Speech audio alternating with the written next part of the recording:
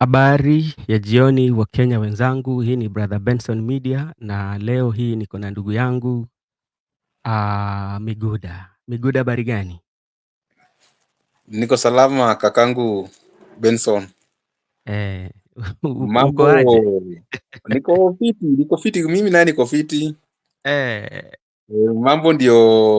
Mambo ni mengi na masaa pia ni mengi, hatuendi mahali, unasema tuko hapa hatubanduki hatubanduki. Kenya ni nyumbani.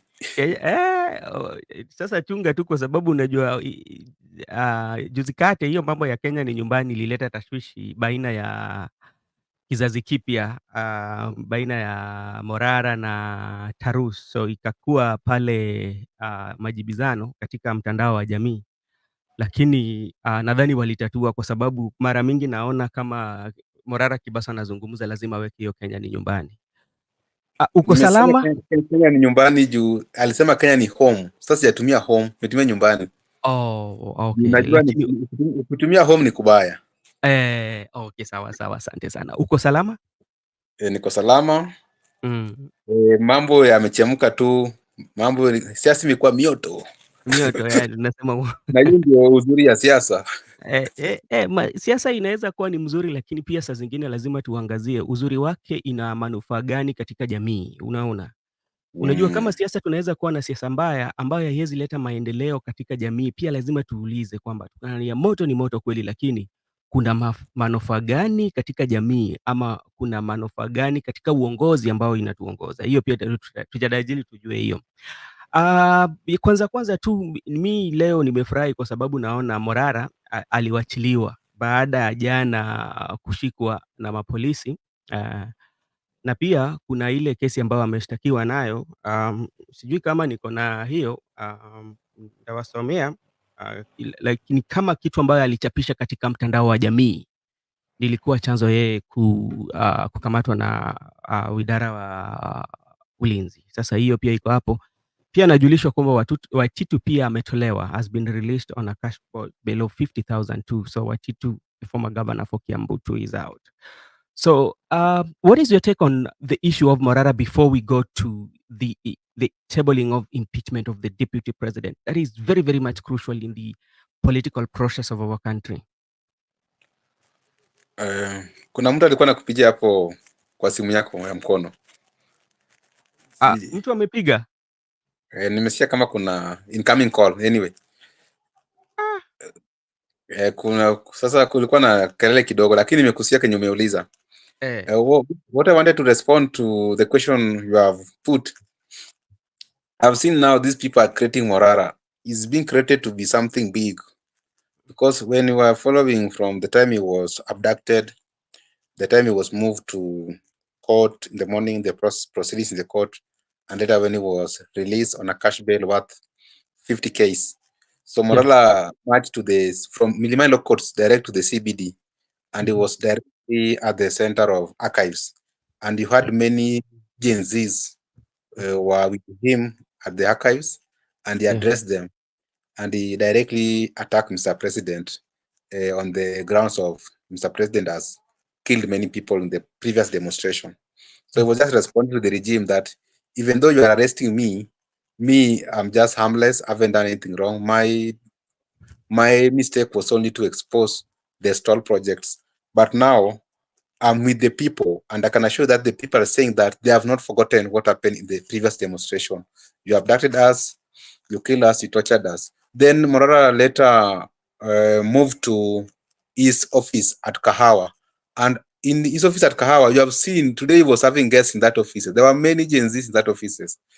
Border people, hawkers, the people, even Sama Mboga, and even the buddies were there. So you find that today he has pulled a crowd from CBD to Kahawa. That shows you that he has been made. Now, hit even headlines. Yesterday I saw Trevor Mbija was trying to explain to the audience how he was abducted and the all-going process. So Morales has become something big. And the people who are making him to be big is the state. You know, when state are looking for you, they're hunting you. People will ask that questions that why are they interested in this person? Why are they arresting him? Why are they torturing him? Why are they taking him to court with no clear charges? So it means this man is more of a thorn on the flesh of the state. So they are making morale, and I'm very happy that a young man is being made to be a future leader. That's my take about the Morara. But Morara has been released within 20. He was presented to court within 24 hours. That is good, and he was released with a cash bail. So the trial was a bit fair compared to the previous ones, whereby some people were being abducted for a month, a week. So I can say to our police officers or our law enforcement body that you have tried, because arresting someone is not wrong. Because if you arrest me today, you must bring me to court within 24 hours so that I can be able to defend the allegation you are going to prosecute against me. So he was brought before 24 hours, and I'm happy that he was later released in the court of law. So it was a good trial anyway. Okay, thank you so much. And thank everyone on the comment section for joining us. And I would want to take the following to thank Brenda, thank you so much for joining. Judith, also thank you so much for joining. Makobura, habari gani?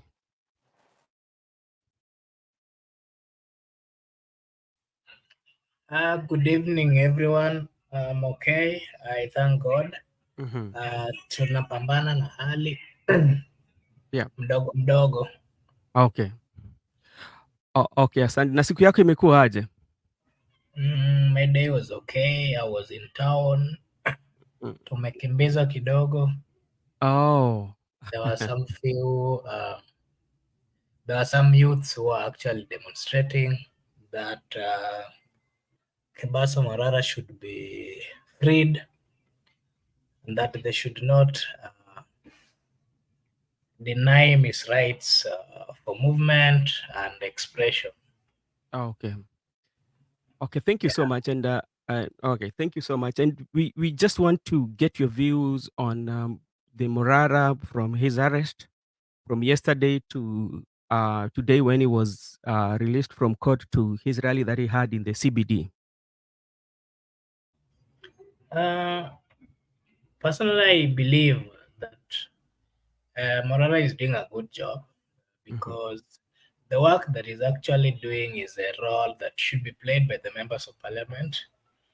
And we currently have a dysfunctional parliament, a parliament that does not really care about the people of Kenya, about the citizens who actually gave them the mandate to represent them. We've not seen them doing that. So Morara has been doing that, trying to remind the government of what they promised the people and they have not delivered, trying to walk through several constituencies so as to ensure that it reminds the government of what that started, projects that they've started, and not delivered. So I think it is wrong for the government to actually arrest him just because he's trying to remind them of their role, and they're not actually doing. The main reason why he was arrested is because after the expose that he went to Kericho and Bomet, and I believe from where I see that out of it, the two governors of those counties are the ones who had incited the president together with the DCIs to actually arrest him. Okay, now let me just come and read for you. This is a charge sheet. I have it here. So the charge sheet reads is police case number 112/355/224. OB number is 0301102024. Date drafted 01102024. So the charge count, cyber harassment contrary to section 27 of the Computer Misuse and Cyber Act number 5 of 2018. Then this is what it says. David Morara Kibaso, alias Morara Kibaso Sr., on 28th day of September 2024 at a known place within Republic of Kenya, jointly with others not before court while using the XCAP account dubbed at Morara Kebaso Senior, knowingly without lawful excuse, posted a false information to this. I quote, William Ruto approached DL Langat and told him he desperately needs more money for campaign. DL Langat used his properties as a security and took big loans to help the friend. Right now, the DL properties, the DL Langat is being auctioned by bank, and the person who is buying the property is William Ruto. To make it worse, William Ruto has used his power to undervalue the properties to buy them at a cheaper price. That is a kind of a person we are dealing with. He has no friend. Content whose information you knew to be false and calculated to tarnish and discredit. So that is a quote. So that is the charge sheet of Morara. They say of what he posted on X. So that is why he was charged on that. That's why he was arrested. So that is the charge sheet. That looks fishy because this is not the first expose that Morara actually gave the people. Mm-hmm. Remember, there are several, and I think it's just a confirmation that all these things that he has been saying are true. Mm-hmm. Remember last time when he said that the president had called him and the spokesperson of the center was told to verify. Instead of verifying, he got mad and started speaking as if Kenya belonged to them. If truly the statement that he had made were maybe not right, they would Mm-hmm. have disputed them on that day, but we did not see that. So from where I sit, I believe all those comments are ever true unless they come out to Yes. So verify. that's why you cannot say ever through. You do not have full information of what Morara has posted, whether it is true or right. But like that's why it is If in court. Oh yes, that is why I'm also saying that if they believed, or if these other things that he has been saying were not true, then automatically they would have gone to court. And I don't think this is the biggest thing that he has said. There are several. There are these ones of buying, planes and Mm-hmm. many others, which Yeah. are actually considered to be a big accusation than this one. So the question is, why did they not accuse him of these other things, but then this specific one they've taken to court? Okay, thank you so much, Silas. Thank you so much for joining us, and we really, really appreciate big time. And today is a Super Tuesday, and to me, I say it's done. The game is over for the deputy president, and because his the impeachment motion was tabled in parliament today, and there's few observations that I make. You also can come up with what you made.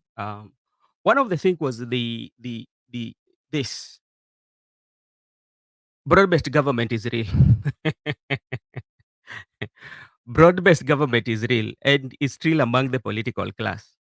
Because the reason why I'm saying that the broad-based government is real, the ODM members, even the ones that I did not think could vote, voted. Their names, no, not voted, but penned their signature for the impeachment motion of the president. One of the people that I was not expecting is the Honorable Otienda Mola. I was not expecting him to pen his signature, but that is there. There was also Babu Wino was missing. Jalango too was missing, or what? Right? I didn't see Peter Salasia. Yeah, but from the look of things, um, Ndindi Njoro too was missing. So let me start with you, Makobura. This is a constitutional process or a political process, whatever we call it. Do you feel that it has met the threshold? Yeah. And do you think it is what Kenya needs at this moment, the impeachment of the deputy president? I would start with the last question. Yeah. That do Kenyans need impeachment at this point? My answer to that is that we do not need impeachment at this point. It is a waste of time, and it is waste of resources. And the members of parliament are also wasting the people of Kenya's time. You'll find that they'll be paid to sit in these committees to do all these kind of things at the expense of the suffering people of Kenya. The truth of the matter is currently, according to the Constitution of the Republic of Kenya, the Deputy President do not have his roles are not very, very clear. Yeah. And even William Samoei Ruto, while he was the Deputy President, he did not have any serious roles as per the Constitution. So he actually was paid, but he didn't do anything for the people of Kenya, especially in the second term. The same thing we are seeing with the current Deputy President of the Republic of Kenya. But my point to it is that I don't see the need of impeachment because the role of the deputy is not being felt by the people of Kenya. But again, the reason why I'll also say that they should not impeach the deputy president is that currently we do not have opposition in the Parliament of the Republic of Kenya and even the political party that is standing as opposition. If the deputy president has decided to play that role, I think they should let him do because there's a vacuum. I'm just coming to fill a vacuum. He will be sabotaging the government he's working at. It is not strange because we saw the same thing in the last government, and that at least held that government accountable. If the deputy president wants to hold the government accountable and he believes that the people who are supposed to do it are not doing it, it is well and good. We did not see William Samoei Ruto being impeached, and his was actually worse. He came out fire blazing against the former president. So I don't really think when they have the power, they should use their power to intimidate others. But if they're intimidated or taken through the whole process, they feel wrong. The second question that you asked was, what was the second question? That does it meet the threshold? Yeah.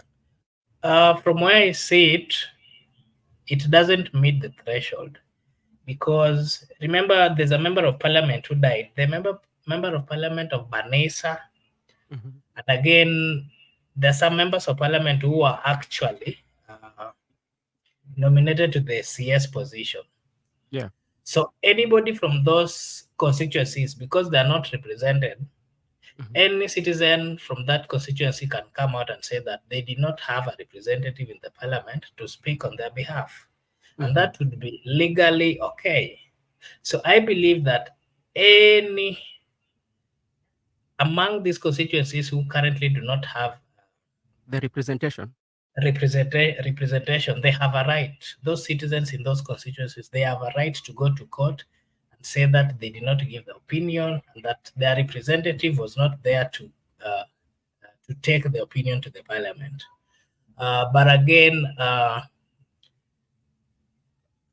IEBC currently is also not in place. So someone who also might go there and say that if the body that ensures that there is election and everything, even in those constituencies, has not been in place, and that they've not been able to even get their representative, what is the need then of them hurrying with this issue of impeachment and everything? So I believe it is not legal from where I sit. It does not meet the constitutional threshold. Okay, thank you so much. And Miguda, maybe also you share with us based on how I think you had the privilege to watch what really took place from the time the motion was tabled in Parliament and all the allegation that was laid on the deputy president that wants to make him being impeached. Do you feel they meet the threshold?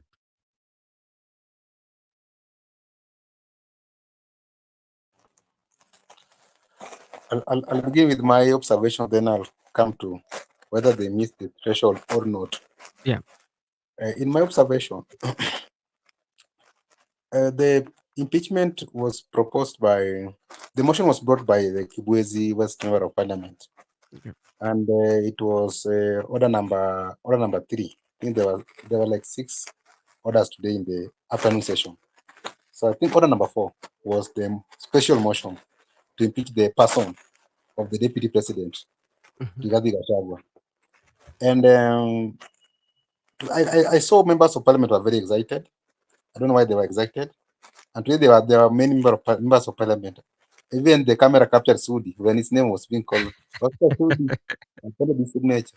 And in fact, Kimani Chunga went to say hi to Sudi where Sudi was seated.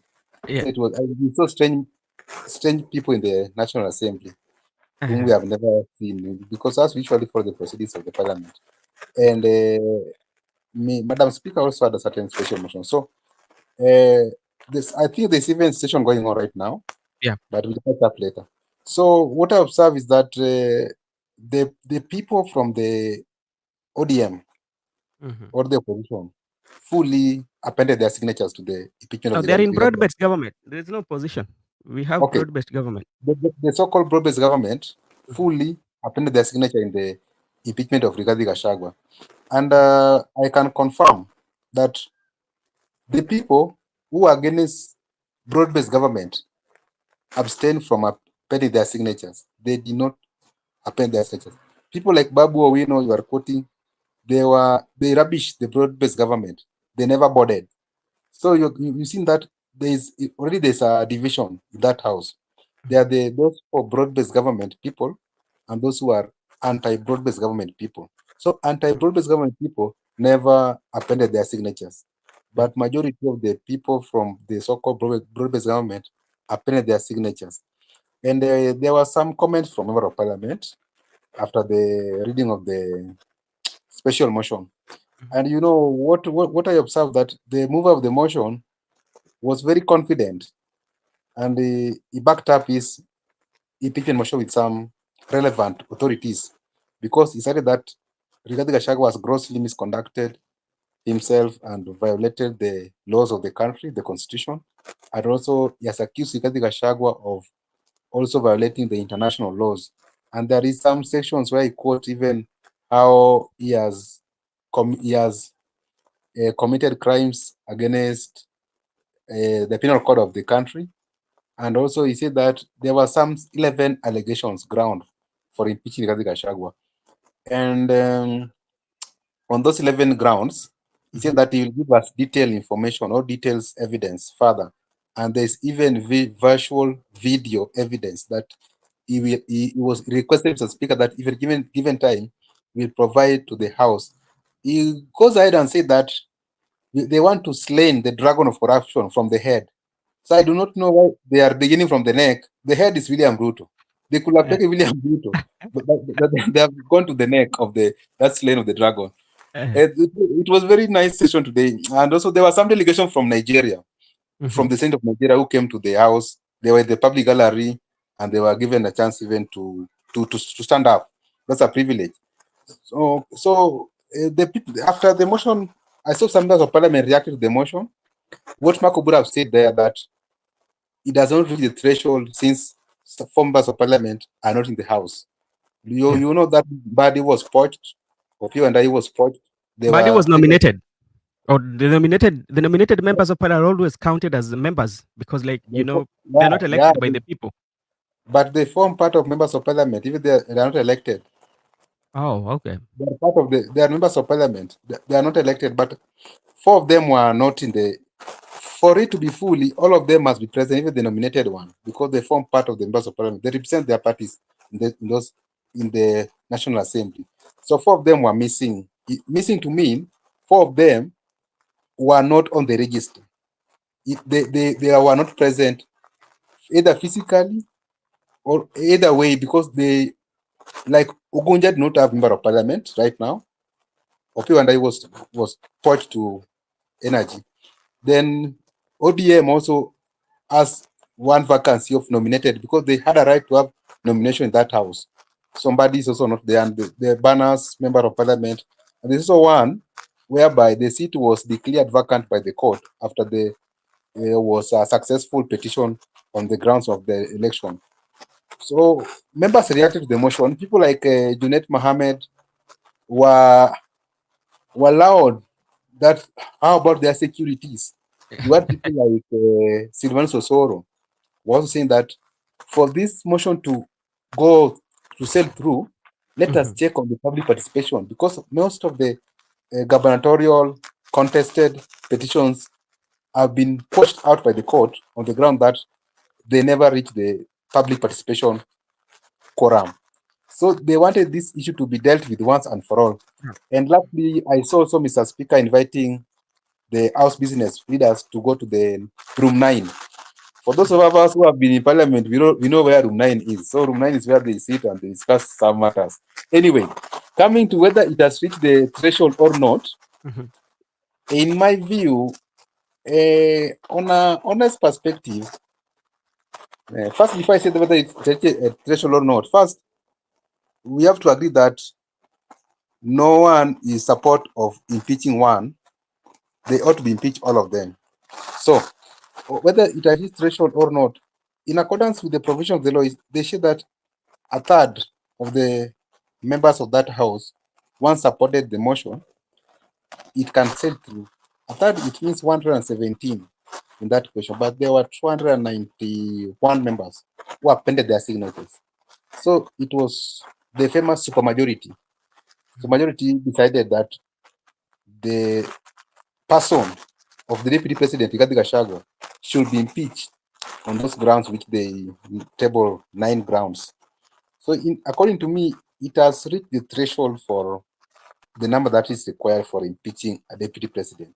The fact that members of parliament, someone has died or someone has been nominated to the CS, does not stop the House business. The House business must always proceed, whether in the absence of members of parliament. 4 of them were missing, but it doesn't mean that we cannot legislate our laws. It doesn't mean that we stop oversighting. It doesn't mean that we stop presentation. All of them can't miss. So provide that, that's why they were having, you must have certain number, because they know that at least 170 members must be present in the National Assembly. So it has reached the threshold, and it is in accordance with the provision of the laws. But I understand that of late that impeachment is a political process. It's not a legal process. So whether it has reached the threshold or is in accordance with the provision of the law, to me, I understand that impeachment is a political process. When the political process is dealt with, it will just go through. Okay, thank you so much. I agree. Allow me to give this comment. I agree with my brother that it is a political process. Yeah. But again, everything has to be done in accordance with the Constitution of the Republic of Kenya. If currently, from what you're saying, that there is no, I mean, there are some constituencies who are lacking representation. So constitutionally, they have a right to be heard. They have a right to be heard through their representative. But again, the deputy president is not just a mere deputy president. He's a deputy president who was elected by the people of Kenya. So, when impeachment is being done, they have to involve the people of the Republic of Kenya, and they should not even omit even one constituency, because they all form part and they have all the rights to also give the opinion and to be listened to. So, of course, I believe it is a political process, but again, it has to go according to what is stipulated in the Constitution. Okay, thank you so much. And one thing that also we have to look at before even we look at nitty-gritties of the impeachment, look at how the House was full, and that is very unusual, because sometimes when bills that touches on the interest of the people, we don't see that full capacity of the House and enthusiastic the way they are, like when their names were being read, you would see happiness in their faces. Why is that one so? Because like this was not even touching on the people. Remember, right now we are dealing with the migration of NHIF to SHA. It is there. We are dealing with the Adani issue is here. We are dealing with the funding model. You know, we are dealing with lack of medication in our facilities. But the impeachment is here, and the members of parliament were very happy about it. Am I supposed to go first or Mr. Yeah, you can go Miguda? first. Or Miguda can any. Before I go first, allow me to also thank Mato Makandets. Mato is saying Gachuagua was cooked from the word go. It's gone. Ata Ali, remember he fought his way in and even slapped Kindiki. I am liking it though. It's good for Kenyans and chartered waters need tested. I'm also taking this opportunity to say thank you to Grace Muridi. Karibu sana to BBM. Here we say your opinion counts. Yeah. Before I get into uh, your question, Yep. The members of parliament that we have, remember the people of Kenya has a problem with them. That's a fact. Me personally, from where I sit, I believe that the members of parliament that we have, they are currently there unconstitutionally. Me believe that the first day we went for demonstration and got into that parliament, we took the power that we had given to them symbolically, and that is what even democracy states. And the interest that we've been seeing the members of parliament are having are anything that is giving them power, anything that is touching on their lifestyle, anything that is touching on their power, they will actively and 100% come out to engage.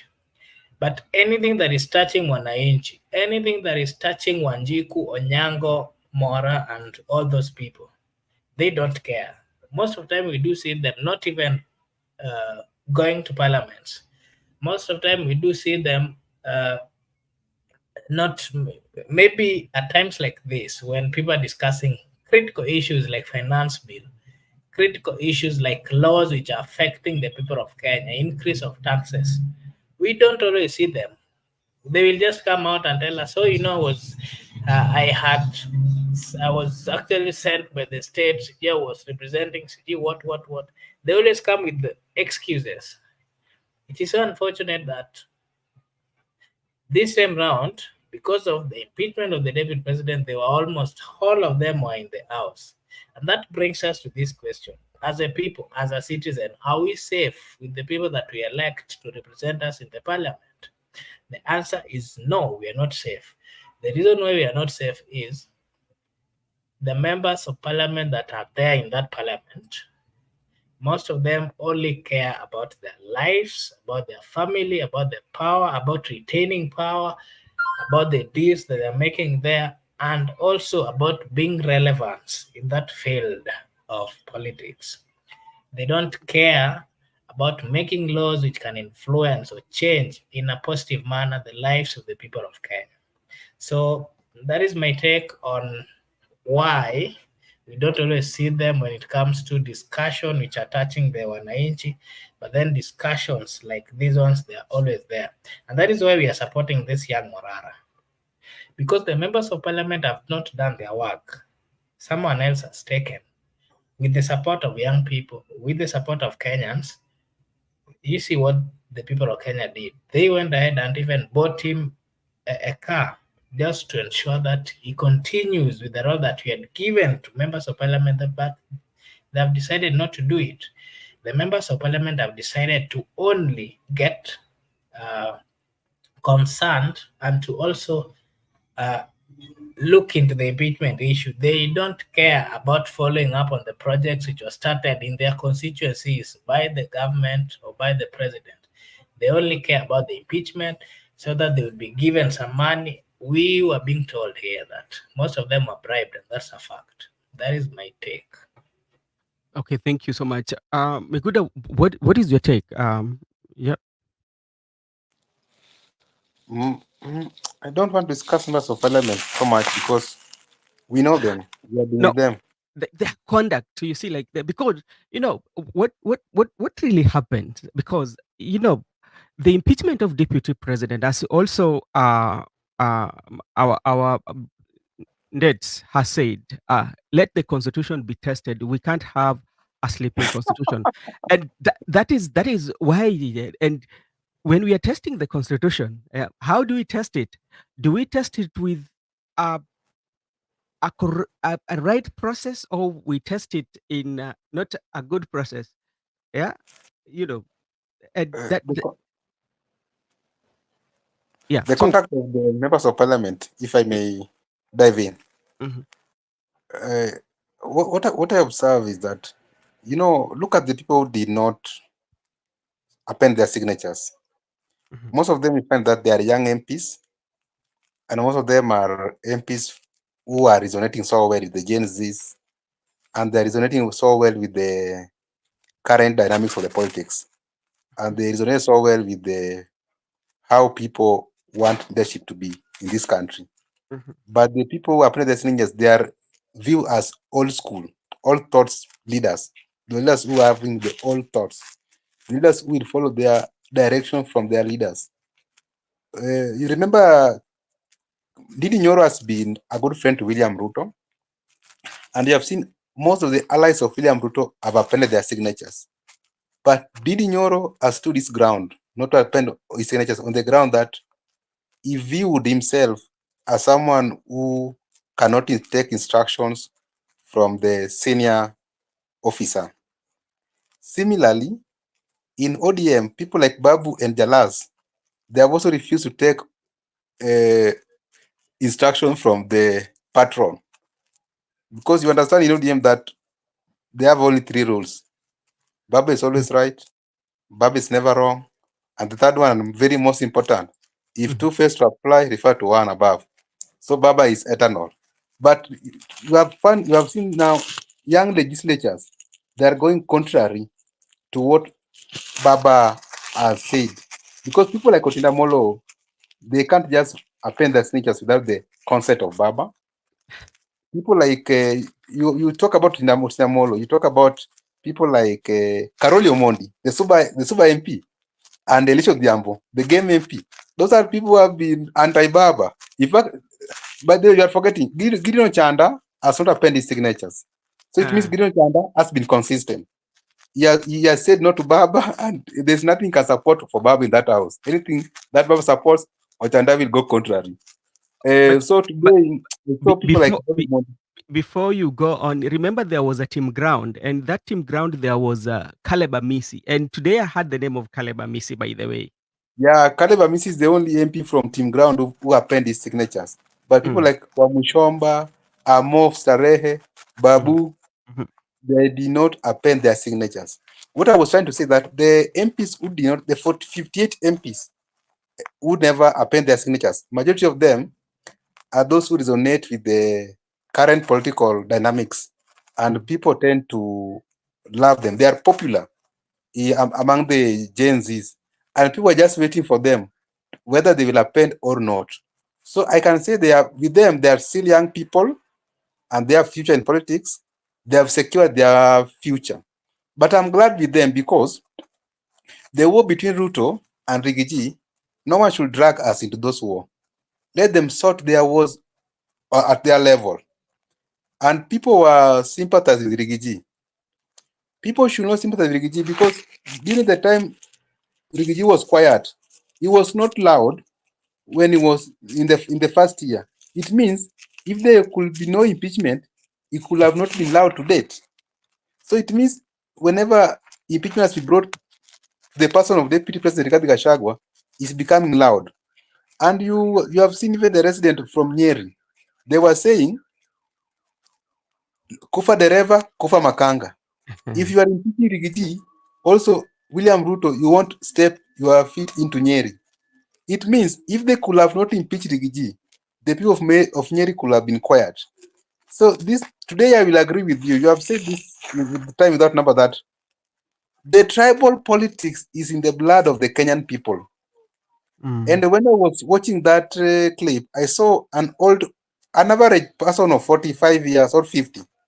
He was saying from Nyeri that Kikuyu are fighting each other. Why can't you see Luos fighting each other? And I was like, this person need to visit Nyanza. Even in Nyanza, they usually say that Wajaluo wako na wivu, wanapigana kwa wenyewe, lakini Wakikuyu hawapigani kwa wenyewe. So I was like, okay, these narratives at local level, there is only so well. It means if you are in Mount Kenya, you think that in Nyanza, it is heaven. And if you are in Nyanza, you think that Mount Kenya is heaven. But all of you, you think the same. Because if you go to Luo Nyanza, people say that Mjaluo anaonea mtu wivu. Today, I've heard for the first time, even Kikuyus wanaonea watu wivu. So, and they are saying that Luos are good people, Luos they are united. The only thing that has united Luo is politics. But based on differences or family ties or other interests, people are divided.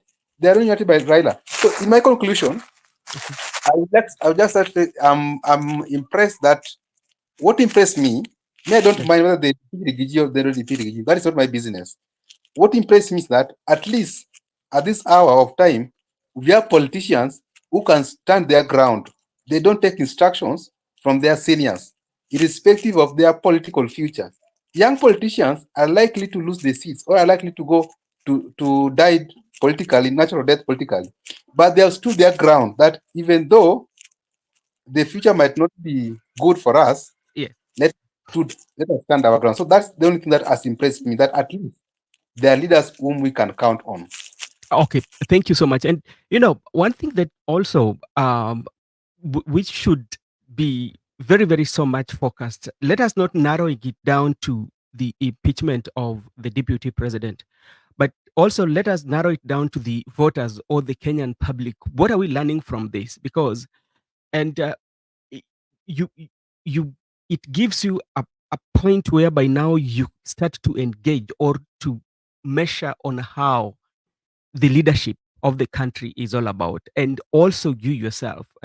Unajua lazima uangalie, nilikuwa hapo wakati wa kwanza, wakati mwanzo wenye tulikuwa tunaanza kuzungumza, tulikuwa tunaangalia uongozi, kwa sababu hizi vyote ambao zinatokea hazitokei tu, kuna sababu, lakini sababu kubwa sana ni uongozi, na uongozi inafaa ikuwe na manufaa kwa wananchi.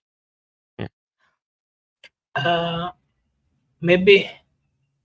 Oh, have you finished? No. Yeah. So nasema uongozi inafaa ikuwe manufaa kwa mwananchi. Sasa tukiangalia tuseme kwamba ndio huyu anataka kung'atuliwa mamlakani. Yeah? Ni kweli. Sisi wenyewe ambao kama sisi wapiga kura tunaangalia itatusaidia aje.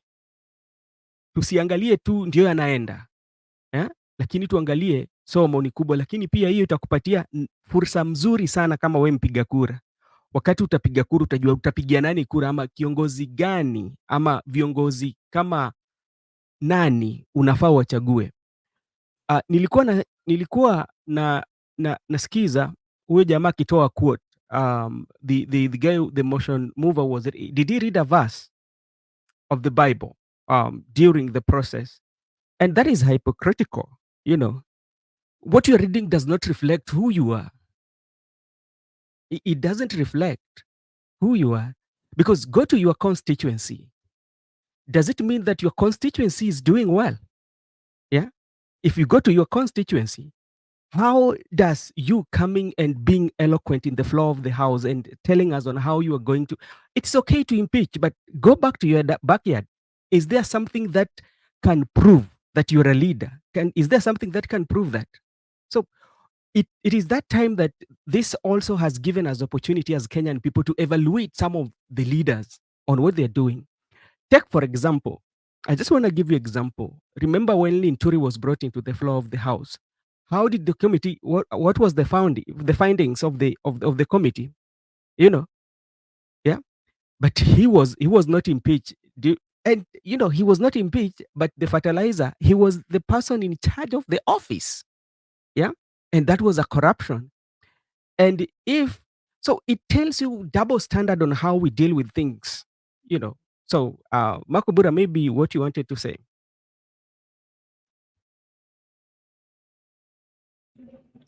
Yes, what you've just said, it's taking us back as the citizens of the Republic of Kenya. And the only thing that we are learning from it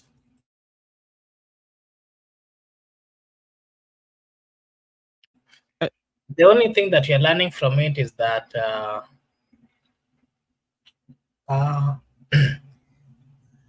sometimes we do vote in these politicians not when we've not understood what has really united them. In 2013, while Uhuru Kenyatta and the current president, when they were coming together to run for the presidency, they were united by one thing. They were united by the accusations that they had. They were accused of so many things that had been taken to Hague. So what really united them was the fact that they wanted to seek sympathy from the people so that they would not actually get to Hague. And they managed. And that is the reason why along the way it was tough for them to fully understand. Most people are saying that if these young people got into power, they would perform better than the government of the late President Mwai Kibaki, together with these followers or his co-leaders. Uhuru Muigai Kenyatta and William Samoei Ruto did not perform the same way Kibaki performed, because what brought them together was not really leadership, but what brought them together was the problems that they had. And they used that to convince the people of Kenya that they were going to do what was right. But when they got there, they found that the interests were actually different. Come to 2022, whatever brought William Samoei Ruto and Gachuagua together, it is not working for the people of Kenya. William Samoei Ruto had problems with his former boss, and he believed that he was not treated well. So out of that, he felt that I also want to claim this power so that if I get there, I would also see who is powerful. Am I going to be the most powerful than Uhuru Muigai Kenyatta, or is still going to be the most powerful? And that is what brought them to power. The same mentality is what the deputy president also had. Now that they got the power in 2022, whatever brought them together as the interest has now changed. And that is why you're seeing these differences. The interest that brought them together was power. Now they have the power. They have started looking for the future. The deputy president is looking for the future. Am I still going to maintain this power so that I can also continue? But I hope you are getting my thinking. We've been electing these people not understanding what has brought them together. We've been electing these people not digging down their character, their behavior, their interest before we give them a chance to lead us. And that is the reason why the people of Kenya are finding it tough to understand or to even see them perform as per our expectations. So I think the citizen has a mandate to go back and try to reevaluate keenly the people that they give a chance to lead. Somebody like Kebaso, if, for example, he stands for presidency, automatically, from where we think, I believe he would perform well. Because what is he coming with? He's coming because he has seen that there's a group of people who has been given a mandate to run the Republic of Kenya, They keep on launching projects, but after launching the projects, they don't ensure that these projects are worked on. So I believe from where he's coming knowing very well that as much as we are supposed to be launching, we are also supposed to be finishing. He's also coming from from my explanation that with the fact that he knows that people have been abducted. Why are they being abducted? Because they are criticizing the government. So he knows that it is not right. If someone is criticizing, you should not be abducting them. So I believe that we need to reevaluate and look at the people that we elect. We need to look at their interest. We need to know what has brought them to this leadership position. Majority of members of parliament, they cannot deliver because whatever brought them to this position, their interest, they wanted to seek for wealth. They were looking for wealth. They wanted power to maintain their businesses so that they would not pay tax. The likes of the former governor who was arrested the other day, if you looked at the governor of Kiambu, if you looked at his operation, leadership skills, and his thinking politically, he's the only governor who would say that if you've built a house here and there's a river passing, you're supposed to rechannel that river to somewhere else and leave the buildings. So those kind of thinking, these are people who are coming into government or into leadership with the mind that they need to get wealthy, and getting wealthy would take them everything. When even if it means diverting the rivers, they will actually divert rivers. And how is it possible for them to divert the rivers? They can only divert rivers only if they have power. Okay. So that is my take on that. Okay, Miguda. I wanted to, in response, talk about the people were saying that this is just a drama. They are creating political crisis, then they try to find solution to it. I don't think if they are creating political crisis besides sensitive emotions like impeaching the person, Deputy President Gachuagua. And again, I do not think that it is a script being played. Because if it is a script being played, then relax Gachuagua. Why have you allowed yourself to play to that script? And you are coming to us crying like a baby. You want sympathy card, and you are in the game playing with them that script. If you are playing them that script, do not come back to us that we sympathize with you. Just play your games with them. So if it's I don't think it's a script. This is real. Rigiji has been cooked, and Rigiji is going to be impeached. People are saying that there were even rumors yesterday that executive order from Ruto stopping MPs to impeach Rigiji. So how do William Ruto take MPs? Are they children? So that's why there's nothing like script here. This thing is real. For my friends from Nyeri, William Ruto, there's no way he was going to forgive Rigiji. Today, I've heard people like Kimani Ichung'wah saying that Rigiji is a black person with a black heart. But that is what his boss is. Ruto is someone with a black heart. So that is the other. I wanted to talk about how it is difficult to defend Rigiji. It is very difficult to defend Rigiji because Rigiji has been talking too much. Yesterday, he was having an interview with the Kalenjin Nation journalist. Then he was asked the issue of purchasing hotels. Previously said that he never purchased any hotel. He has never involved in any corruption. Yesterday, he was admitting that the fact that he was the deputy president, his children are business people, and his children has purchased those hotels. So he was fixing his children, and his children has purchased those hotels without public money because he said that he was elected deputy president when he was a wealthy man. So is he trying to insinuate that whatever Kimani Ichung'wah has been saying in the public, it is true? It's the difference, only facts, but the statement is true. The mere statement Kimani Ichung'wah has been saying in the public that he has 5 hotels is true. The difference is only facts because he has shifted facts that it is not him, it is his children, but those properties belong to the family. So you want to prove to the people that Kimani Ichung'wah has been speaking the truth. So that's why I say defending Rigiji sometimes is becoming very difficult. Let him sometimes stick to, even if he's lying, let him stick to his lies to the last moment. When he speaks the truth, let him stick to the truth to the last moment. Okay. The Think issue of Okay, oh, This, sorry. the issue of distraction is further from the truth. Mm. Because how comes someone who has been playing the script, the president, is trying to seek sympathy vote? And we want to tell these people that we are watching them from 18. Tunawaonea kwa 18. Gen Z's votes are not for gambling. They were today, Yayar people were saying that they are impeaching Rigiji, occupy parliament, occupy state house. We cannot occupy state house or parliament because they are impeaching Rigiji. Let them impeach whoever they want to impeach. We are not available for those games because by the time we were in need of them, they were together. By the time we were being killed, abducted, arrested during our demonstrations, Rigiji was part and parcel of the regime. Aruto must go was all inclusive.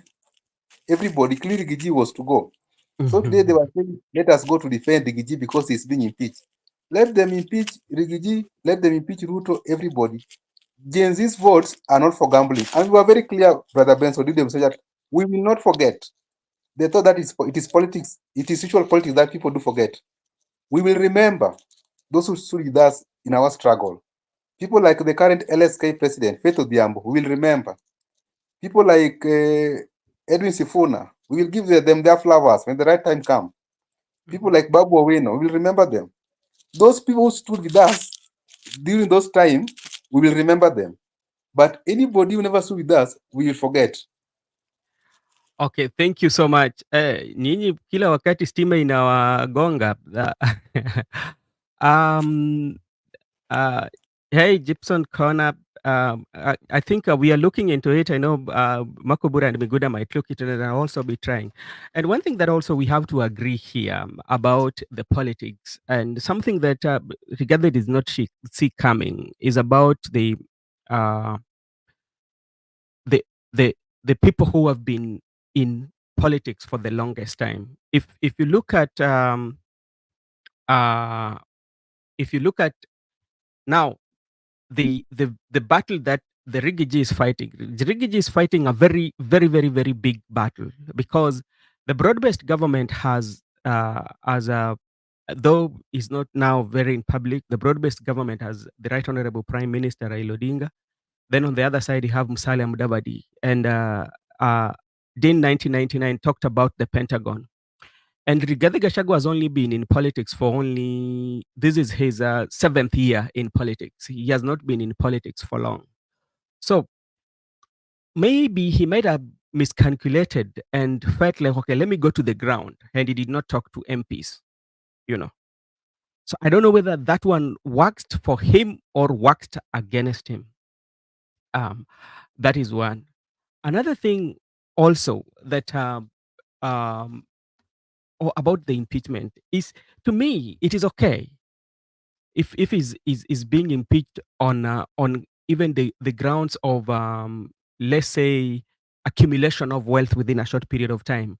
And this is a manifestation that within a period of 2 years in this administration, the people who were very closer to Pala might have accumulated a lot of money, because this one also was seen when the cabinet, the cabinet CSS, I mean, were being asked the state of their wealth, whereby within a period of one, somebody has made 1 million, you know.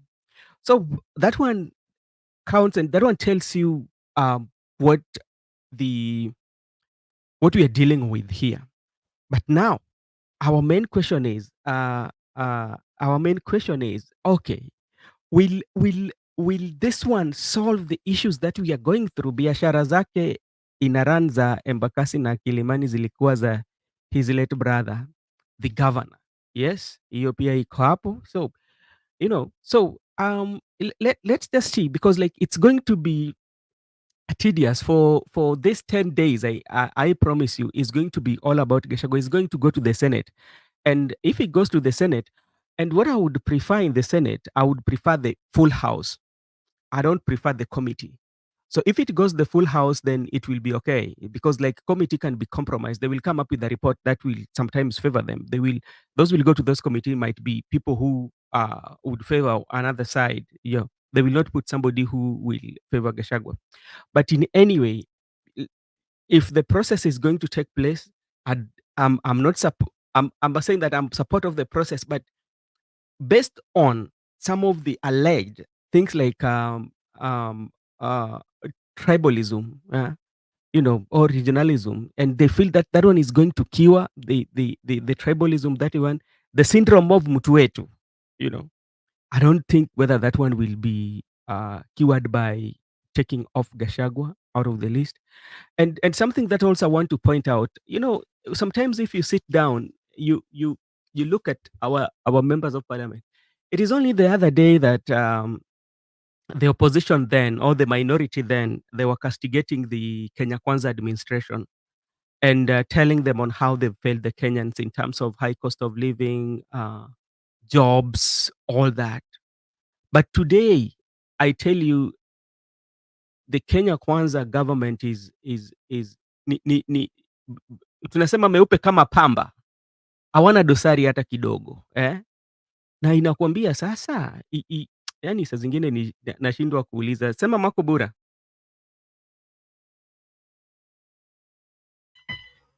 Yeah, I think the issue that you're talking about, allow me to put this thing off and then I fully come. I think I'll manage. Okay. Na nyinyi will be listening, can't contribute because I am enjoying the show, you guys. You don't forget to like this. Thank you so much, Gibson Corner. Isipokuwa hawa mandugu wangu siku hizi kila wakati kielekea huku saa moja mazejo wana stima inapotea. Watatu nini? Shida iko wapi? Shida iko wapi na stima? Na hiyo inatuweka kwa njia panda, kwa sababu mimi unajua kazi yangu huwa inaanza kitu kama around saa 2 ya usiku ya Kenya, so inaniweka kwa njia tatanishi.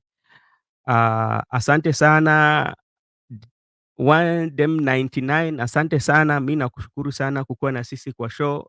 Mungu awabariki sana for your support. We really thank you so much. Makobura.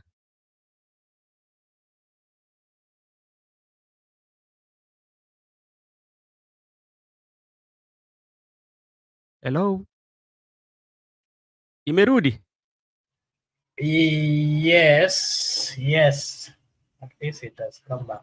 Yeah. So I was saying that whatever we've been seeing with the political class is a serious thing, and that as a people we need to really know what we are supposed to do. We need to know ni wakati gani tunafaa tukue serious na hao wanasiasa, because mara nyingi wanatubeba kiufala ufala. I think that is the right Kiswahili term. So tunafaa tujiangalie sisi wenyewe na tuangalie ya kwamba hao watu tukiwapea nafasi wanaenda kubadilika, wanaenda kubadilisha maisha yetu, ama ni nini haswa ni mpango yao, kwa sababu it becomes so tough when we give a group of people a chance to represent us, to speak on our behalf, to try make changes which can help us improve the lives of the people of Kenya, which can help us improve the economy of the Republic of Kenya. And then when they get into these positions, they totally forget their role. They totally forget the fact that they have a people who has given them the right to be represented. So it is our responsibility. Tunafaa tujiangalie na tukumbuke ya kwamba kama tunataka mabadiliko yafanyike hapa nchini, kama tunataka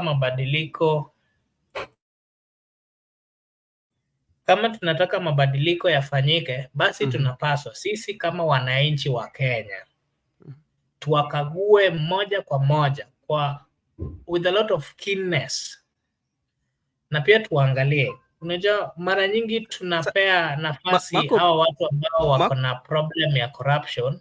So if you elect someone, yes. Unaweza niruhusu nikuulize swali? Namna nitakuruhusu. Ndangoja ni. Okay, asante sana kwa kunipatia nafasi. Sasa swali yangu ni je, yes.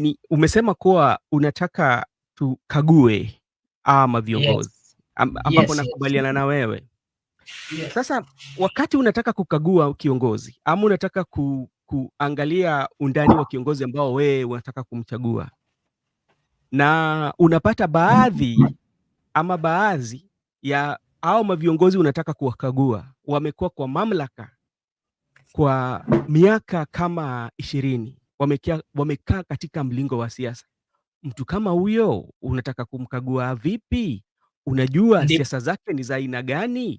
Unajua matendo yake, unajua wazo lake, unajua tabia zake. Huyu mtu unamkagua vipi? Na ndio nikasema ya kwamba unajua mara nyingi tunapea nafasi wale ambao wamekuwa kwa hizi positions. Mara nyingi wenye tunapea nafasi kutuongoza ni wale watu tunajua, ni wale watu tunajua historia yao. Na ndio mimi nasema mtu kama the President of the Republic of Kenya si mgeni. Huyu ni mtu tumekuwa naye hapa Kenya. Huyu ni mtu tumeona akigrow in the political space. Huyu ni mtu tumezoea na tunajua the leadership skill and even the capabilities.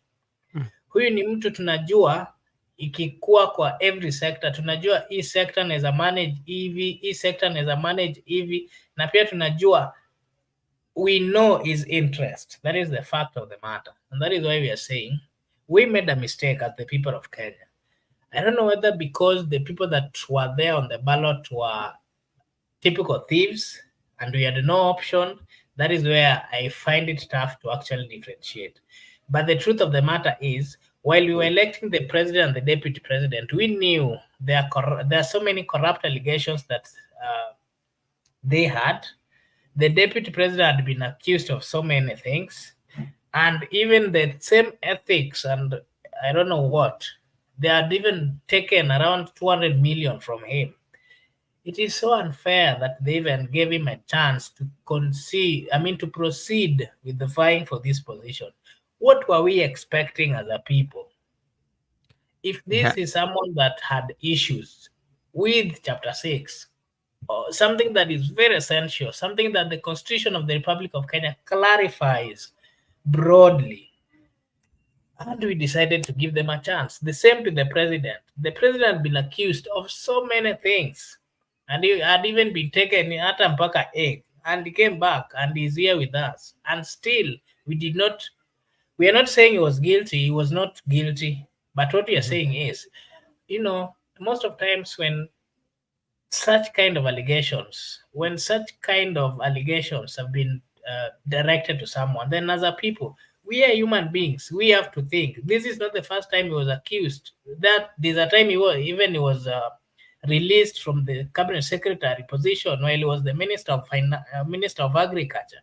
There were issues with procurement. There were issues of fertilizer. There were issues of importation of maize.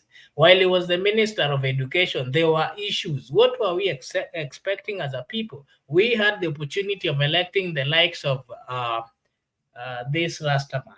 It's called who? Wajakoya. We had the opportunity of electing Wajakoya.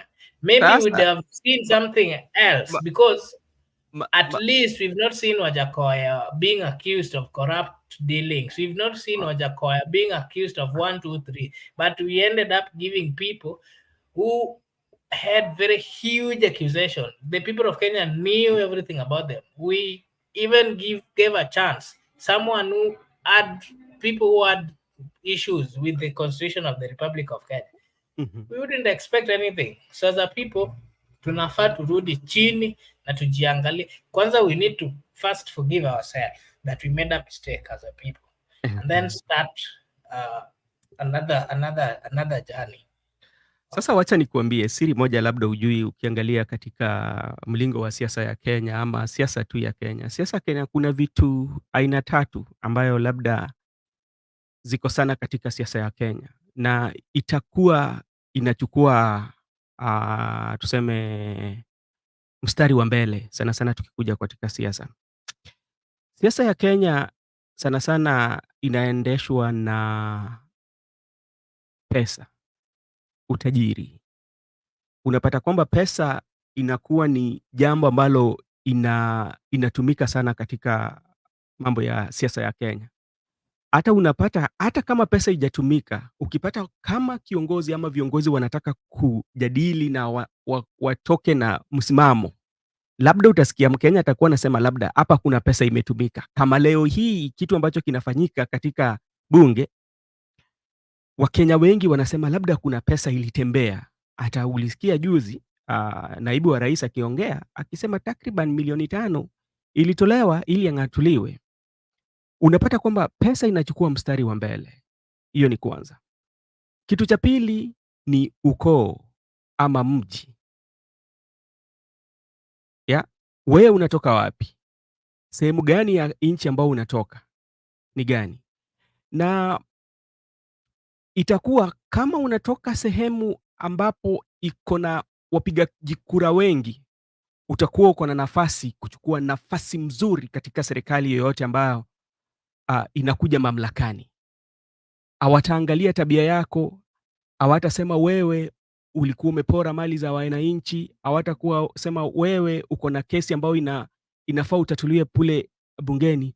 Bora tu wataangalia katikati ya kesi ambao unatatua kule, ama kama ulihusishwa na jambo fulani ambao inakeuka hadhi ya kiongozi, lakini pahali unatokako ama pahali ambao ulizaliwa uko na kura mingi, hiyo itakuwa kipaumbele. Watasema kwa sababu uko na kura mingi, hiyo mambo yenye iko kotini tutaitatua, lakini kwanza kuja tutakupatia.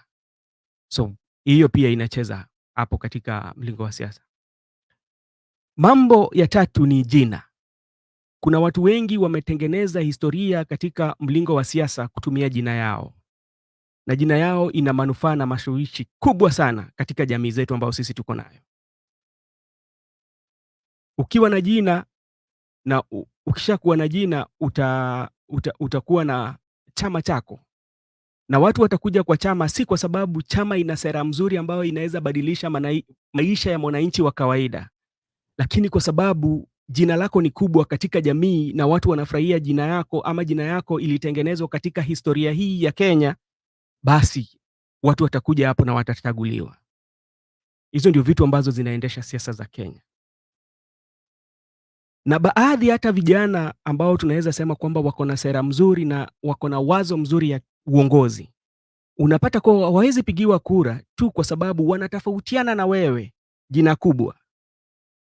Hawatapatiwa kura kwa sababu utakuwa msaliti wa jamii yako. Watasema wewe umekuja kutusaliti, wewe umekuja kuzima hazma yetu ya sisi kukua katika ama kuchukua urais wa hii nchi. Mara mingi tumeona. So mimi kitu naweza warai wananchi, ama kitu ambayo naweza warai wa Kenya, hii kung'atuliwa kwake kwa rais ambao sasa ni mjadala katika bunge, ikuwe ni somo kubwa sisi kwetu, kama wale ambao wanataka, kama kweli watu wote wako na wazo na mzuri kwamba wanataka wakuwe na nchi mzuri, hii ikuwe kwamba sisi tutakuwa kwa darasa, tusome na tusahihishe yale makosa sisi huwa tunafanya, ama wale makosa yalifanywa na wazazi wetu walitutangulia na hata mababu zetu. Alafu ikifika wakati wa sisi kupiga kura, basi tupige kura, tusahihishe hayo makosa hao walifanya, ndio tutaenda mbele. Lakini tukizidi kusema tu kuongea, lakini hatushahihishi na tushajua makosa. Shida sasa ni kushahihisha, tuseme kwamba zile makosa mababu zetu na wazazi na mandugu zetu walitutangulia walifanya, leo hii tunazirekebisha. Tunazirekebisha aje? Kuangalia yule mtu ataongoza Mkenya ambaye anajua shida ya Mkenya anapitia. Anajua ikifika akienda katika hospitali yoyote atakosa dawa. Akienda katika ofisi ya umma atapata huduma bora. Si huduma tu, lakini huduma ikuwe bora. Atapata nafasi akienda kwa kiongozi wake, ataambiwa rudi kesho, ama subiri hapo mkubwa baada anaongea. Basi hiyo tukifanya hivyo pia italeta.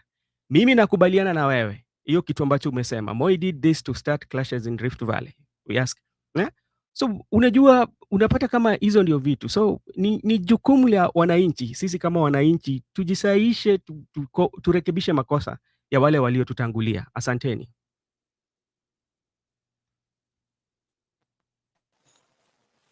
Kando na ukabila, kando na chapa, umeongea juu ya chapa na jina, kando na do na jina, pia kile kitu ambaye what also contribute to our politics is tribe, ukabila.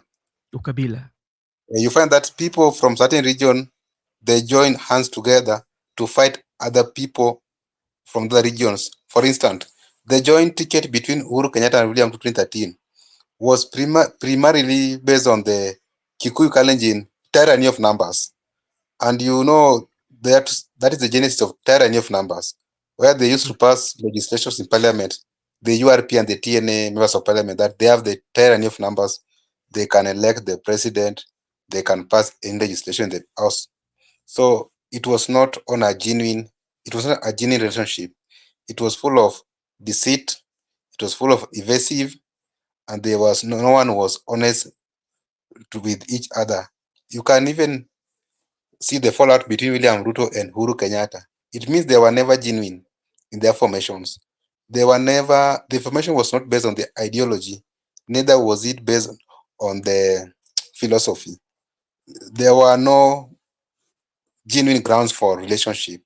They just found each other. They were brought together because of political questions.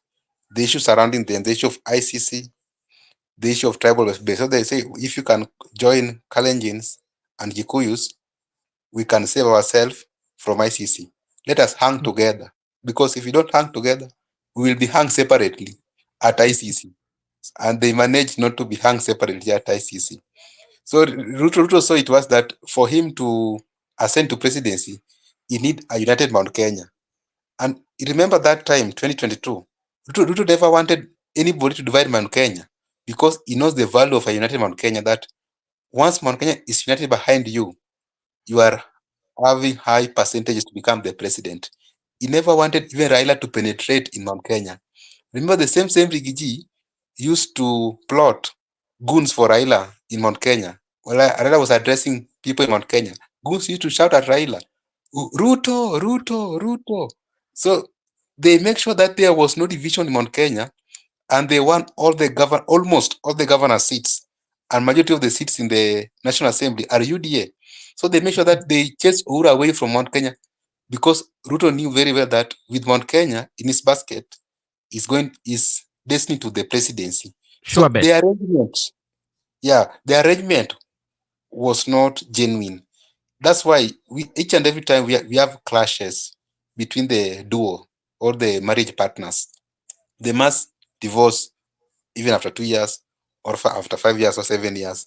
So there's no lasting relationship. So other than money and name, tribal arithmetics, right now they are asking Rigathi Gachagua that if you bolt out of UDA, go and look for Kalonzo so that you can have Kamba and the Gema, you go back to power. Why can't he look for other people, like even the Kure court? There are many people. Why must he look for Kalonzo? So this issue of tribalism, this issue of tribalism arrangement is also contributing to our politics. And that is what is killing this politics of this country, this tribal arrangement. And also, you have had, I don't want to say that, you have had people are also saying, people like Kaluma, they're saying that 2022 was a Nilot derby. It was more of a meshemeji. It was a friendly match. Luo versus Kalenjin. So it was a Nilot derby. And they're saying there's no way you're going to chase a Nilot in the power, and we are watching. We are going to defend our own Nilot. And when I was asking them, what about the rift between the Luos and the Kalenjins at Sondu border? They were told, oh, that is a friendly match. But we can't go beyond that. So you see. But how is it a friendly match, yet lives are being lost every time? You know, each and every time we keep on losing. And we keep on losing lives. So they were like, oh, the previous election was more of a Nilot derby. So this issue of tribalism, that all of us are Nilots, let us deal with the Bantus. And so Bantus say that, okay, this Nilot guy has come here. So we are too much obsessed with tribalism. Even the members of National Assembly, and I've quoted people like Opondo Kaluma, they are writing on their experts such words. It's more of ethnic inciting people, ethnicity. You are inciting people along the ethnic. So it means, other than your submission about name and money, Yeah. we should also this issue of tribalism. This issue of tribalism is a mess in this country. Mhm. Yeah, thank you so much Laban Misiani kwa kukuja to 207 Island joined, as they say, who lost more remarkably. Kales are not in the Nai, but Luos are. And I wanted to add something on the comment of Laban Misiani. He has said that one cannot marry a prostitute and believe that he has married a virgin. I want to remind my brother Laban that those are two prostitutes who have actually gotten into marriage. So you cannot expect an offspring to kind of have some good moral behaviors. So that is what we're experiencing as a country, because we gave the leadership of the Republic of Kenya to people who are not actually had what it takes to run the Republic of Kenya. So as a people, we are going through the mistakes that we did. And this Okay. issue of tribalism, by the way, tribalism is too much in the Republic of Kenya, and it really pains me personally that, especially, hii mambo ya tribalism, ukitaka kujua wewe ni Mjaluo, wewe ni Mkikuyu, wewe sijui ni Mkisi, Mkamba, utaambiwa ile time ya election, especially during the presidential election. That is when you'd be told that, you know what, actually that is the times that we do know that most of our friends are either Kikuyu or Kamba or whichever. And the worst thing is that it is the political class who are preaching this to us. It is them who are polluting the minds of the citizen. So I don't know what we can do as a people, but the Gen Z started it well, uniting as a people, uniting as Kenyans, and I like the fact that they were saying they're tribeless. The only mistake I think we did was saying that we were partyless. At least we would have said tuko na party lakini hatuwaambii jina ya hiyo party. So hizi si kuna hiyo inject ama mnaita aje inject? Labda ningepewa hata cabinet position na mi ningefika huko ningewapeleka mbio. I'm quite sure that wangenitoa the following day. And Makobura, if you want to know how even the intelligent class, or we might call it the intelligentsia of our country, even those who are doing political analysis, some of them are saying, okay, the DP should resign and go and look Kalonzo. And the main reason why looking Kalonzo, because of the Eastern, nobody's talking about Rigiji should resign and go and look for Kenyans. Go for Kenyans. Nobody's talking about like go for Kenyans. One thing that they usually talk about is like go for so and so. And when they're telling you go for Kalonzo, it means they're looking at the numbers that Kalonzo has in terms from his region. That is what is happening. And as I said earlier, this is a very good lesson that everybody should learn. Yeah, so that we can correct, or the people of Kenya can correct the mistakes that were made by our forefathers, how they did, how they were thinking. And another thing also that I think also the Kenyans should learn. One thing that usually happens, a leader, if you're a leader, yeah, if you're a leader, if you cannot make a change during the time of leadership, you should not be there. If, for example, majority of our leaders have been in those for almost 15 to 10 years, 20 years, but you still find the same challenges that we are going through, that you reign on when you are being elected, that this is what I'm going to change. You've not changed them. So why should you then be in the leadership? That is another thing. So it requires those who I think love the country, not those who love themselves. Yeah, and I've seen a comment. I just wanted to reply to Gypsy Corner. Gypsy Corner is saying that Kevin Obura, that's why you should intermarry to fit in.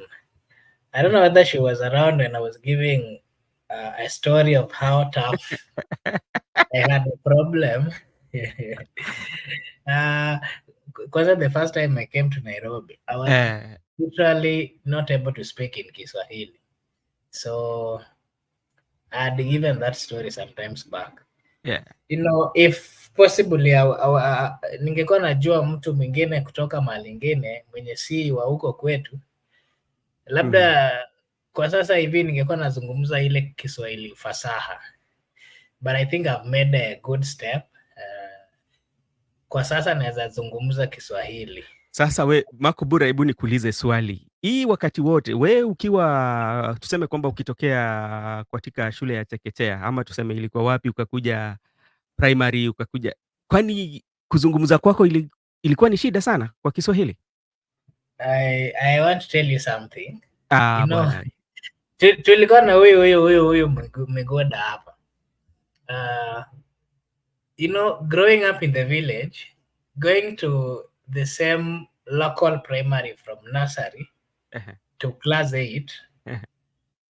Alafu I had a parent who was very strict. Hakutaka ati tutoke nyumbani. So during this December holidays, sisi tulikuwa tu nyumbani in the village. So you imagine how tough it would be to even meet friends wenye wanazungumza Kiswahili.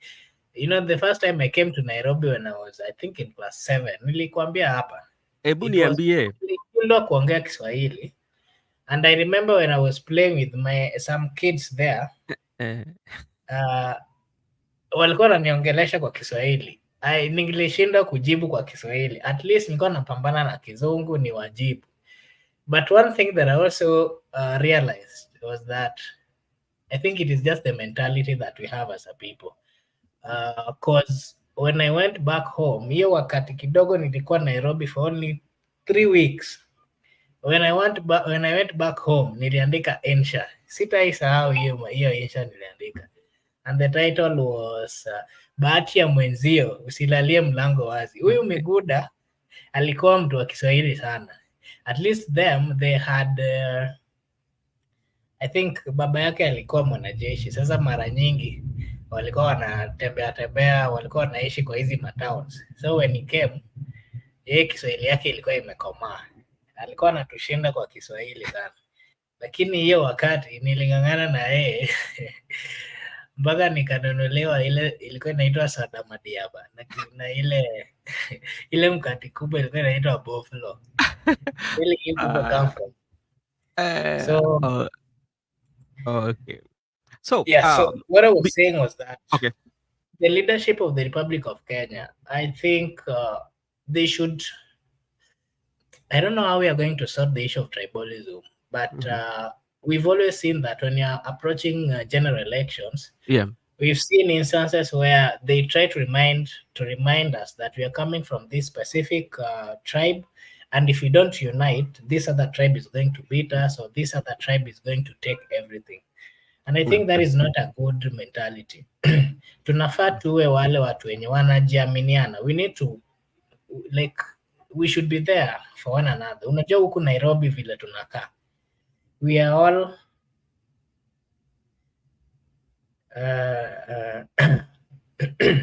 okay. I'll comment on that. Nimekiona.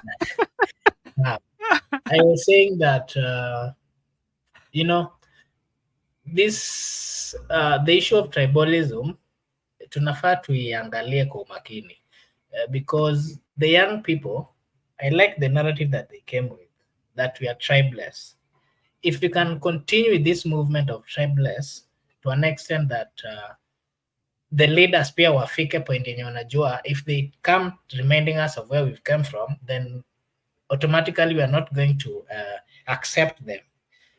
Then labda kwa hivyo tutamalizana na hii tribalism. But again, I would also advise young people, especially my Gen Zs, let us intermarry. Wewe kama unatoka Kijaluo, Mr. Migoda, Try get someone from Mount Kenya. Try get someone from Eastern Kenya. Try get someone from Western, so that we do away with this mentality. And again, the more we interact with people who are coming from different places, the more we get to understand their lifestyle, the more we get to understand their background, the more we unajua tukifanya CRE among the reasons when they were giving us that when we're doing CRE as a religion, that we should embrace and we should accept the fact that people come from different places and they are coming with different beliefs. We should just incorporate them and understand that hizo vitu ziko na the moment we incorporate, the moment we understand them, then automatically we'll get to understand the differences. Because we are also Africans, Africans, we have so many culture and everything. Tujaribu tu tukue wale ambao wanapenda wenzao na tusijikumbushe mali tunatoka, kwa sababu hiyo haisaidii sana. That is actually making us suffer as a country. That is making us lose a big time. The issue of economy is going down. You'll find that in some parts of the Republic of Kenya. Ukienda huko unapata the level of suffering is too high. If you go to the eastern, northeastern, you'll not believe that they're also Kenyans, because the level of suffering in those places is not easy. Even the climate there do not actually favor. If we had a nation where people are intermarrying, people are accepting different people from different tribes, from different culture, wale wasichana wa northeastern wangekuwa wamechukuliwa Mount Kenya.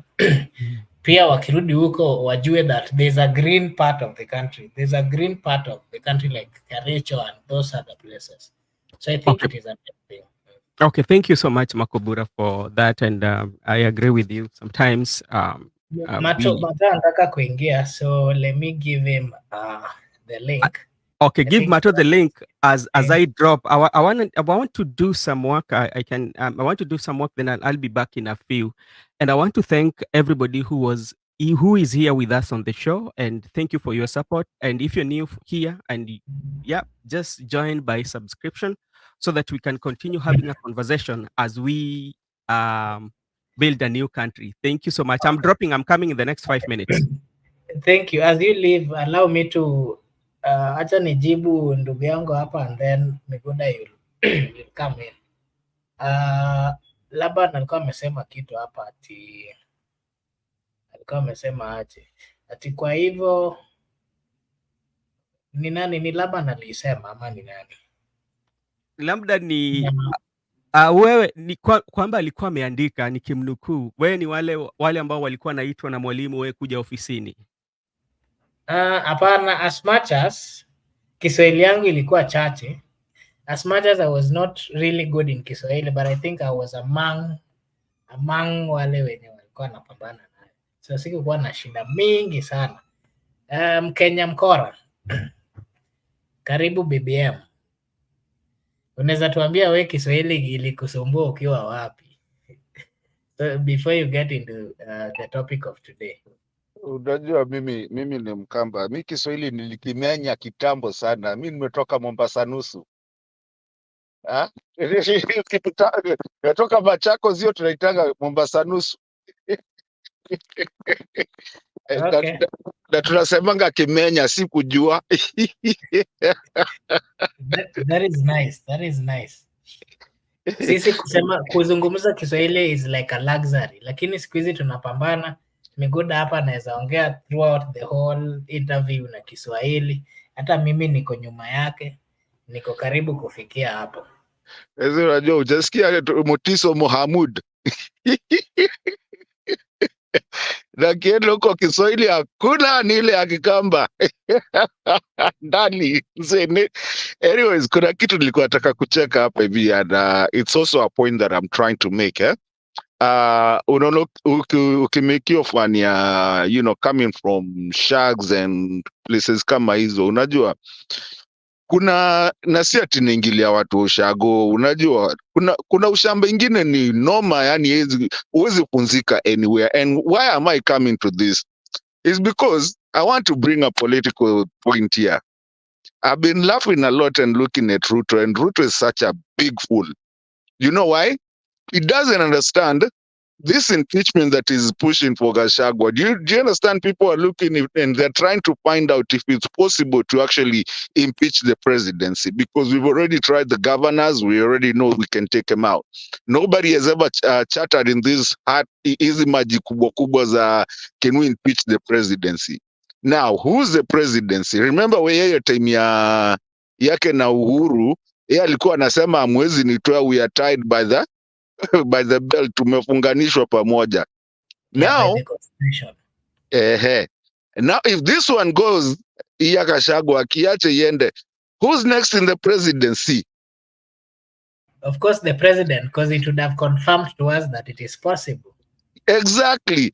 So yeye mwenyewe ndo anajitia kichwa maji. Gachuagua akienda now, we'll try now and come for the president himself, because now he can say that you cannot touch the presidency.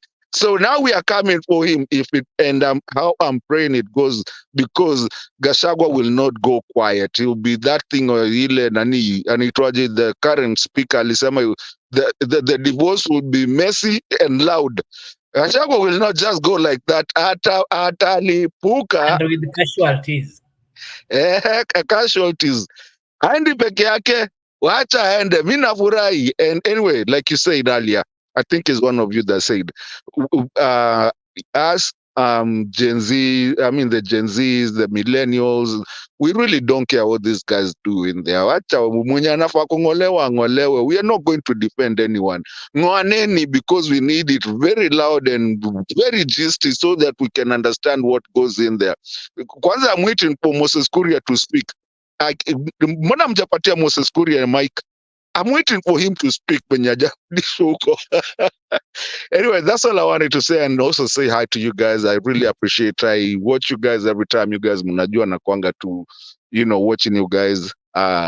It's just that I can join you guys more because kibarua now lazima ifanywe. So I appreciate you guys.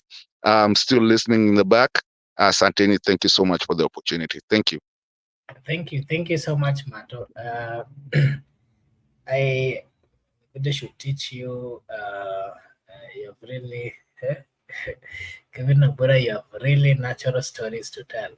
Yeah, I do. I think one day let do a session ya kuzungumuza tu story.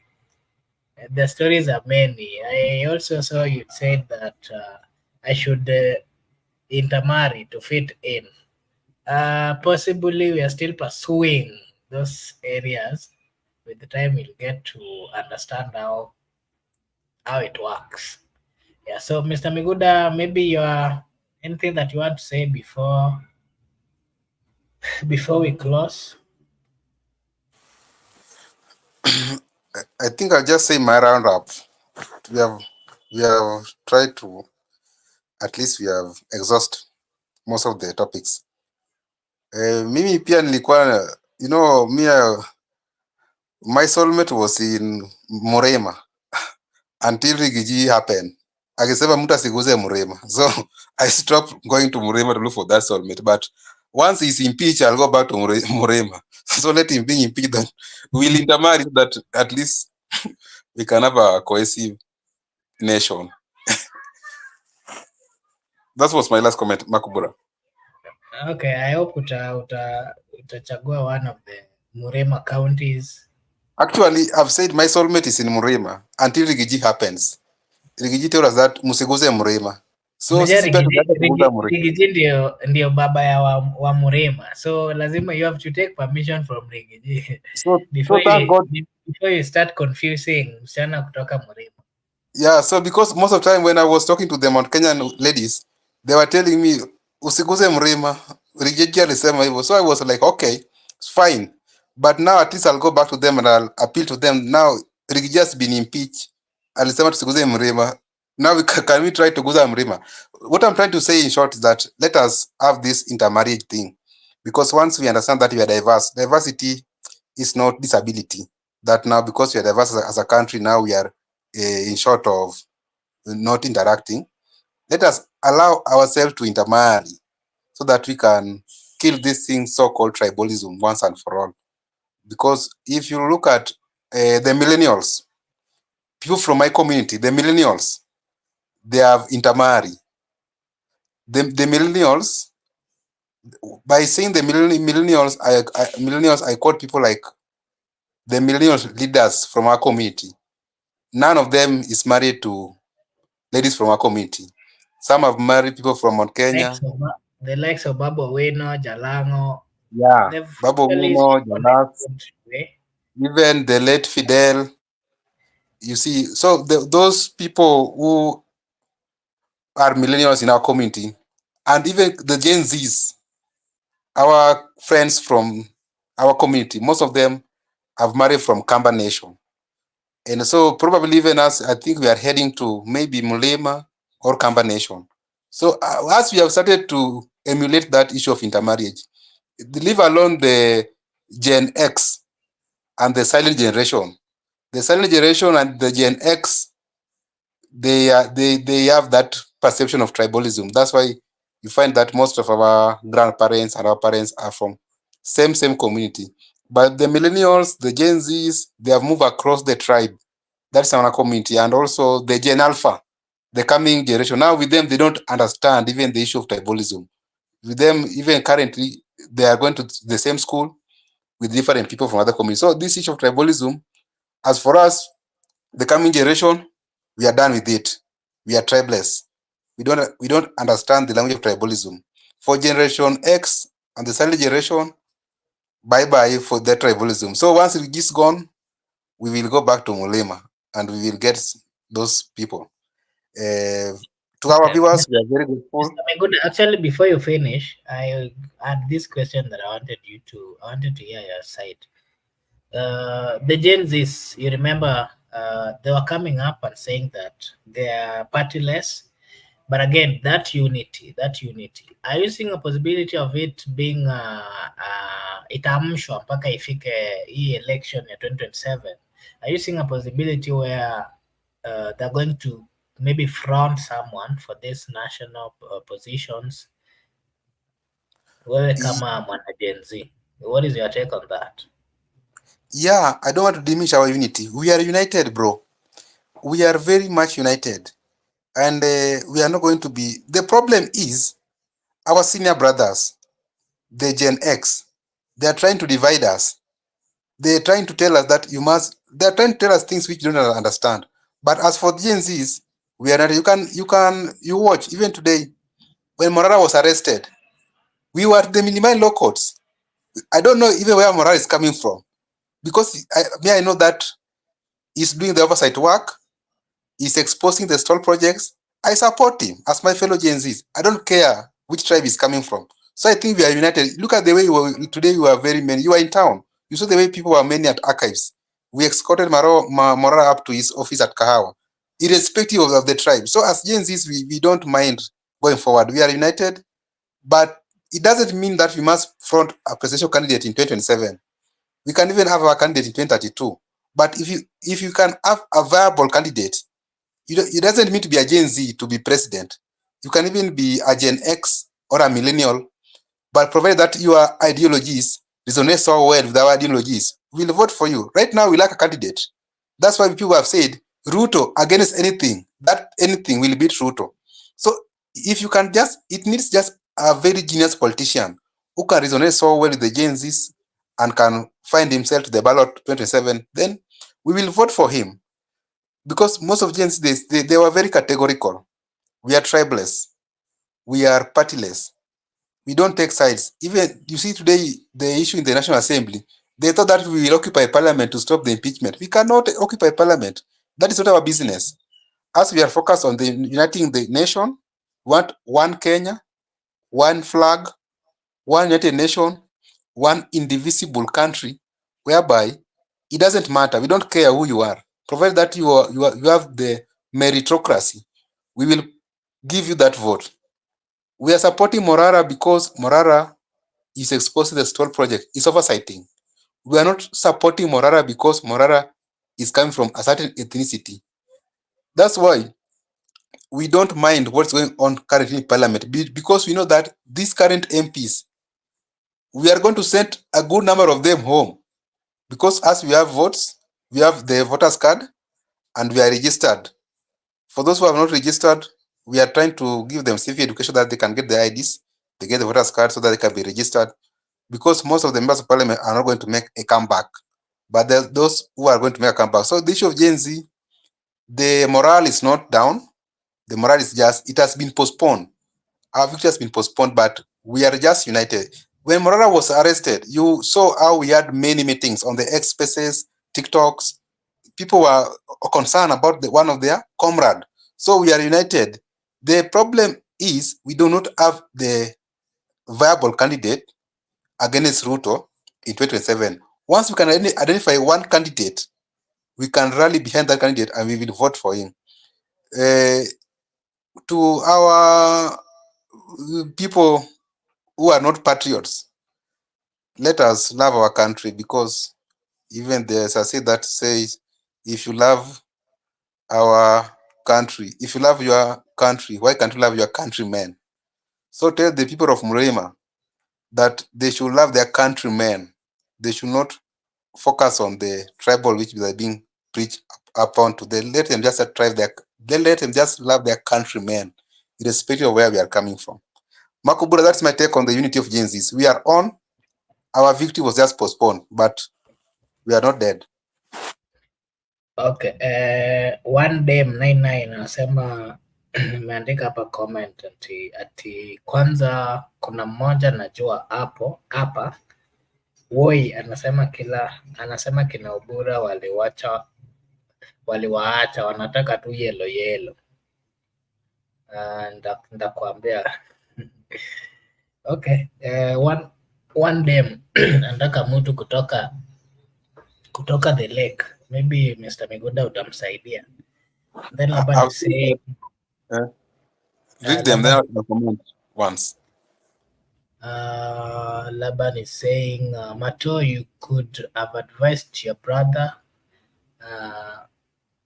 Mwingi Mutuse about it. And then Gypsy Corner is actually laughing at, I don't know, your comment.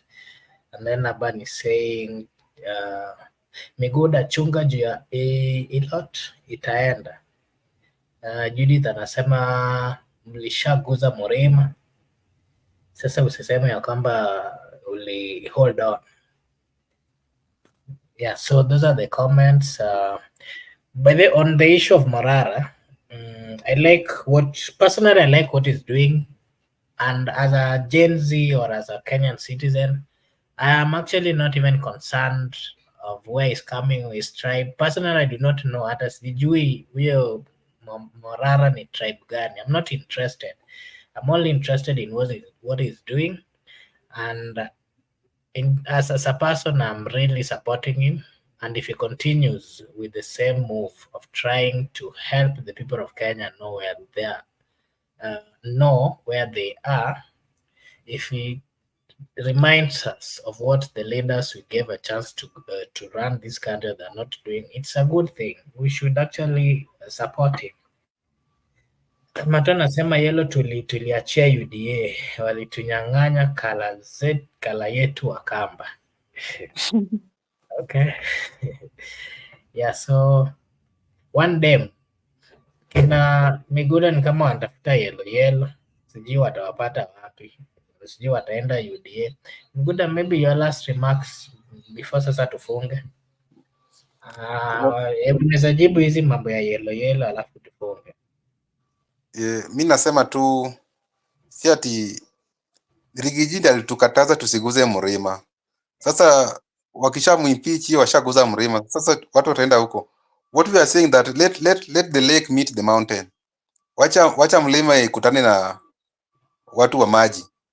So ili tuzike hii swala la ukabila katika kaburi la sahau. We deal with this issue of tribalism once and for all, because if I see someone from Mount Kenya, those are my in-laws. If I see someone from Kambani, those are my in-laws. So even from the lake, we are related. So let us go beyond our region. Let us go beyond our ethnic communities, even in terms of employment, because us, we are only, our is one, that during elections is when we know our tribes. But all along, even right now, our neighbors are not even from our tribe. Our gate man is not from our tribe. The people who are take care of our transportation, are not from our tribes, and we are paying them our money. The caretaker, the landlord. But when it comes to elections, now you want to regroup us at you are a Kalenjin, you are a Luo, you are a Mkamba. That's what we are saying as agency. We are not going to subscribe to that old school of thought, as we do not understand that tribalism, because we all need each other in terms of services. Talking about yellow, Kevin Makobura, maji itakutana na mlima. Wewe usiulize, the question is when. Hiyo sasa that's that's a story for another day. I've heard that one. Nimesikia.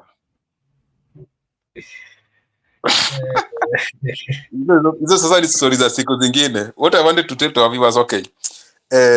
We are very grateful for your viewership, and for those who are viewing for the first time, this is Brother Benson Media. Your opinion counts, and as we are very liberal, we can't limit anyone. If you have your opinion, the way we have done to Mato, we give you a link, you air your view, your opinion, it counts without discrimination. So the links already provided, you can come in, dive in, you give your opinion. There is no discrimination in this channel. We are very liberal, and kindly do comments, you like, you share, subscribe, and for those of my haters, give us thumbs down. Bye bye. See you next time. Okay, thank you, Mr. Migoda. Allow me to take this opportunity to thank all our viewers. Thank you so much, everyone who joined. We really appreciate. If you're new to the channel, kindly subscribe, like, and share. Tashkuru sana. And maybe I also want to remind you that if maybe you're doing a business, you want us to advertise for you, we will actually do it for free. If you have something that you want to talk about, maybe a topic, whether political, whether things to do with the business, we are always available. Just let us know via the comment section. We have got the email address. The email address is there at the YouTube. You can send us an email, or you can comment, or you can try reach one of us. We will give you a platform. You will share with us what you have, whether it's business, whether it is just anything that you'd want to share with us. Because here, the main reason why we are in this channel is to try and enlighten the people of Kenya, Africa, and the whole world, and again to try bring people together. Sisi hapa hatuna ubaguzi, na kila mmoja they should feel at home. Mato is saying advertise Kamutanga fish farm and everything, fish restaurant for me. Yeah, we shall do that. So what you need to do, Mato, is maybe you can give us some information about it, or maybe a small video that is that has some basic information about it, and we shall do that. Yeah, to our viewers, we are very much grateful. Allow me now to close the show. We might come back maybe later. If we'll be coming back, of course, you'll get a notification.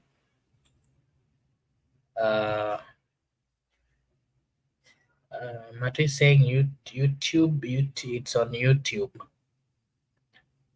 Okay, if it's on YouTube, just share with us a small video, and so that we'll be running it as we'll be having a conversation. Yeah, so I want to take this opportunity to wish all our viewers a blessed night, a blessed morning, a blessed afternoon. If you'll be having another show, possibly you'll get the notification. I'm not very sure about it, if we'll be doing another one.